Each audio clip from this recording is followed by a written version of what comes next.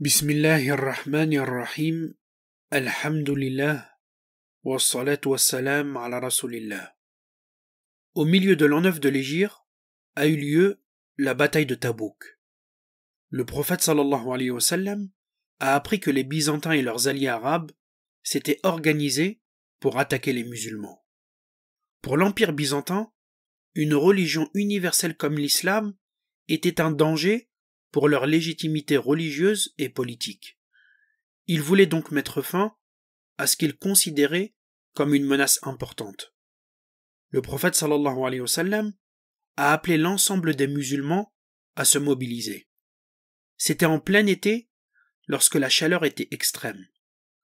Des compagnons ont fait preuve d'une très grande générosité pour préparer cette armée. Parmi eux, Abu Bakr, Omar, Othman ou Abdurrahman ibn Auf. Et d'autres ont commencé à trouver de fausses excuses pour ne pas participer. C'étaient les hypocrites.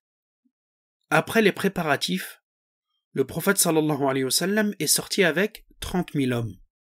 Elle était la plus grande armée jamais rassemblée par les musulmans à cette époque. Le parcours était long et difficile, puisque Tabouk se trouvait tout au nord de la péninsule arabique, et il faisait très chaud. Au final, cette bataille a été un très grand succès, puisque les Byzantins et leurs alliés n'ont pas osé attaquer les musulmans. Ainsi, l'armée des musulmans est restée 20 jours à Tabouk sans rencontrer aucun ennemi, ce qui a définitivement ancré l'autorité du prophète et de l'islam dans la péninsule arabique. À son retour à Médine, le prophète sallallahu alayhi wa sallam a fait face à ceux qui n'avaient pas participé à la bataille sans excuse valable. Et ce sont les hypocrites. Ils étaient plus de 80. 3 croyants ont préféré dire la vérité et reconnaître qu'ils n'avaient pas d'excuse valable. Parmi ces 3, un compagnon appelé Ka'b ibn Malik. Ka'b ibn Malik, dans un beau et long récit, nous rapporte les détails de cette histoire. Il nous dit: Je ne suis jamais resté en arrière quand le prophète sallallahu alayhi wa sallam est parti en expédition, sauf lors de celle de Badr.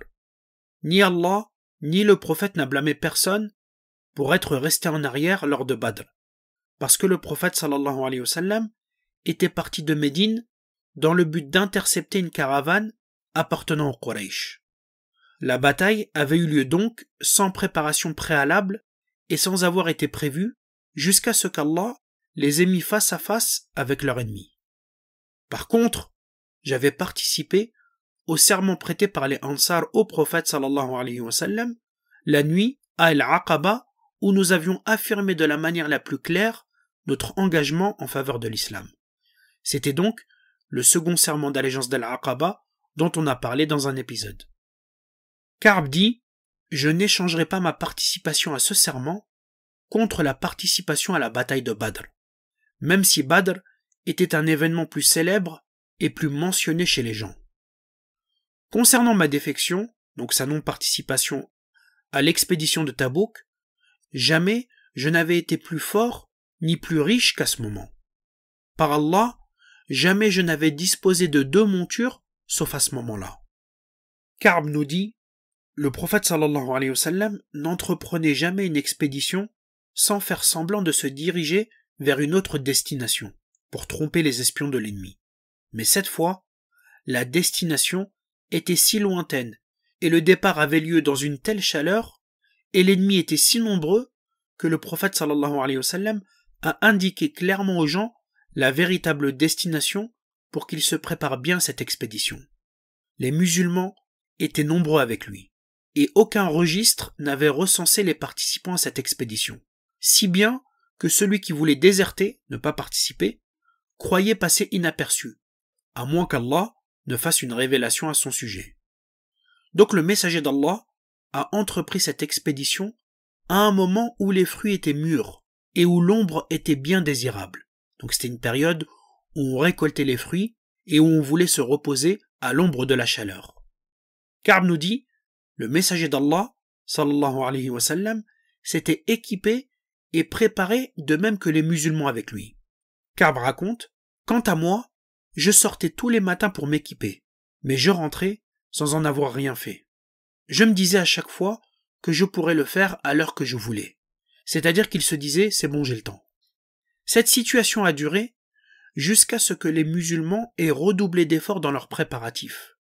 Et le lendemain matin, ils ont pris le chemin de l'expédition avec le prophète sallallahu alayhi wa sallam. Ka'b nous dit, je me suis dit, je peux encore me préparer dans 1 ou 2 jours et je les rattraperai. Je suis sorti le matin pour me préparer après qu'ils aient parcouru une certaine distance. Mais je suis revenu sans avoir rien fait. Cela a continué jour après jour, si bien qu'ils ont pris sur moi une trop grande avance. Et à un moment donné, j'ai voulu partir à leur trace. Ka'b commente en disant « Et si seulement je l'avais fait ?» Mais cela ne m'a pas été destiné. Chaque fois que je sortais et que je me mêlais aux gens après le départ du messager d'Allah, sallallahu alayhi wa sallam, j'étais triste par le fait que je ne rencontrais que des gens fortement suspectés d'hypocrisie ou d'autres qui étaient physiquement incapables de combattre et qu'Allah a excusé. Le prophète sallallahu alayhi wa sallam n'a pas cité mon nom jusqu'à son arrivée à Tabouk. Il a dit, alors qu'il était assis avec un nombre de gens, « Qu'est-ce qui est arrivé à Ka'b ibn Malik ?» Un homme de la tribu des Banu Salima, la tribu à laquelle appartenait Ka'b, a dit, « Ô messager d'Allah, il a été sans doute retenu à Médine par la beauté de ses habits et par sa vanité. » Mu'adh ibn Jabal, un compagnon connu, a alors dit, « Quelle bien vilaine parole que tu viens de prononcer. Ô messager d'Allah, nous ne connaissons de lui, de Ka'b, que du bien. » Le prophète sallallahu alayhi wa sallam n'a rien dit. Ka'b continue en disant, quand j'ai appris que le messager d'Allah sallallahu alayhi wa sallam était tout proche du retour, j'ai été envahi d'une grande tristesse. Je me suis mis à penser à quelques mensonges pour me disculper en me disant moi-même, quelle excuse va bien me sortir de sa colère. J'ai pris conseil en cela auprès des gens avisés et sensés de ma famille. Quand on m'a appris que le messager d'Allah sallallahu alayhi wa sallam était désormais tout proche, toutes mauvaises inspirations ont disparu de mon esprit. Et j'ai su ainsi qu'aucun mensonge ne pouvait me sauver. J'ai décidé de lui dire la vérité. Le lendemain matin, le prophète sallallahu alayhi wa sallam était de retour. Ka'b nous dit, lorsque le prophète sallallahu alayhi wa sallam rentrait d'un voyage, il commençait par aller à la mosquée pour faire 2 unités de prière. Puis, il s'est assis pour accueillir les gens. C'est alors que sont venus ceux qui ne l'avaient pas suivi, donc ceux qui ne l'avaient pas suivi dans cette expédition, ceux qui étaient restés en arrière à Médine. Ces gens ont commencé à présenter leurs excuses en jurant qu'elles étaient vraies. Ils étaient plus de 80. Le prophète sallallahu alayhi wa sallam a accepté leurs déclarations apparentes, leurs serments, et il a imploré le pardon d'Allah pour eux, tout en laissant Allah le soin de juger ce qu'ils cachaient en eux-mêmes. C'est alors que je suis venu. Quand je l'ai salué, il a souri de la façon de quelqu'un en colère. Puis il m'a dit, « Viens ici. » Je me suis avancé et je me suis assis devant lui. Il m'a alors dit, « Qu'est-ce qui t'a empêché de te joindre à nous? N'avais-tu pas déjà acheté ta monture ?» J'ai dit, « Oui. Par Allah, si je m'étais assis devant un autre que toi, parmi tous les habitants de ce monde, j'aurais certainement jugé que je sortirais de sa colère par une excuse. D'autant plus que j'ai le don de la polémique. Mais par Allah, j'ai la conviction que si je te racontais aujourd'hui un mensonge pour te satisfaire, Allah ne tarderait pas à te faire connaître la vérité et tu serais en colère contre moi. Et si je te disais la pure vérité qui va te fâcher, je pourrais espérer une conclusion heureuse de la part d'Allah. Par Allah, je n'avais aucune excuse de rester à l'arrière. Par Allah, je n'avais jamais été aussi fort ni aussi riche que lorsque je suis resté en arrière. Le messager d'Allah, sallallahu alayhi wa sallam, m'a dit alors, voilà quelqu'un qui a dit vrai. Lève-toi et pars, en attendant qu'Allah prononce son jugement sur toi. Je me suis levé, et des hommes de la tribu des Banu Salima, donc sa tribu, sont sortis derrière moi. Ils m'ont dit, par Allah, nous n'avons jamais appris sur toi que tu avais commis un péché avant celui-là. Tu aurais bien pu t'excuser auprès du messager d'Allah, comme se sont excusés les autres déserteurs. Il t'aurait largement suffi auprès d'Allah que son messager demande pardon pour toi. Ka'b raconte, par Allah, ils n'ont pas cessé de me faire des reproches jusqu'à ce que j'ai voulu retourner auprès du messager d'Allah pour démentir mes premières déclarations. Puis je leur ai dit, est-ce que d'autres personnes sont dans mon cas? C'est-à-dire, est-ce qu'il y a des gens qui ont reconnu qu'ils n'avaient aucune excuse valable? Ils ont dit, oui, il y a 2 hommes qui ont tenu les mêmes propos que toi. Ka'b a dit, ils m'ont alors nommé 2 hommes pieux qui avaient participé à la bataille de Badr et qui étaient dignes d'être pris en modèle. Le messager d'Allah sallallahu alayhi wa sallam avait interdit entre-temps qu'on nous adresse la parole à tous les 3. Donc les 3 qui avaient déserté, dont faisait partie Ka'b. Ainsi, les gens nous évitaient et ils ont changé d'attitude, si bien que je ne reconnaissais plus la terre dans laquelle j'étais. Nous sommes restés dans cette situation 50 longues nuits. Quant à mes 2 compagnons, les 2 personnes qui ont reconnu leur faute avec Ka'b, ils se sont résignés à leur sort et ils sont restés chez eux à pleurer. Pour ma part, j'étais le plus jeune et le plus fort des 3. Je sortais pour prendre part à la prière avec les musulmans et je parcourais les marchés sans que personne ne m'adresse la parole. J'allais à chaque fois auprès du messager d'Allah sallallahu alayhi wa sallam. Je le saluais alors qu'il était assis après la prière. Je me demandais en moi-même s'il avait oui ou non remué les lèvres pour répondre à mon salut. Puis je me plaçais pour prier tout près de lui et je l'observais en cachette. Quand je me plongeais dans ma prière, il me regardait. Et quand je me tournais vers lui, il se détournait de moi. Ka'b continue, quand cette mise en quarantaine des musulmans a duré trop longtemps pour moi, je n'ai pas hésité à passer par-dessus le mur d'Abu Qatada. C'était le cousin de Ka'b et l'un de ses amis les plus proches. Ka'b nous dit, je l'ai salué, et par Allah, il ne m'a même pas rendu le salam. Je lui ai dit, ô Abu Qatada, je te supplie par Allah de me dire si tu sais que j'aime Allah et son messager. Il s'est tu. Je l'ai supplié une 2e fois, mais il s'est tu encore. Je l'ai supplié une 3e fois, et il m'a dit, Allah et son messager sont plus à même de le savoir. Ka'b nous dit, mes yeux ont alors débordé de larmes. Je suis parti, en passant de nouveau par-dessus son mur. Tandis que je marchais dans le souk de Médine, voilà qu'un homme du Chem, qui était venu avec du blé pour le vendre, a crié, qui peut me dire où se trouve Ka'b ibn Malik? Les gens se sont mis à me désigner. Puis l'homme est venu à moi, et il m'a donné une lettre de la part du roi des Rassan, des Arabes chrétiens du Chem, de la Syrie. Il y avait écrit dans cette lettre ceci. J'ai appris que ton compagnon, le prophète sallallahu alayhi wa sallam, est en froid avec toi. Et Allah ne veut pas que tu sois dans cette situation d'humiliation et d'abandon. Rejoins-nous et nous te consolerons de tes chagrins.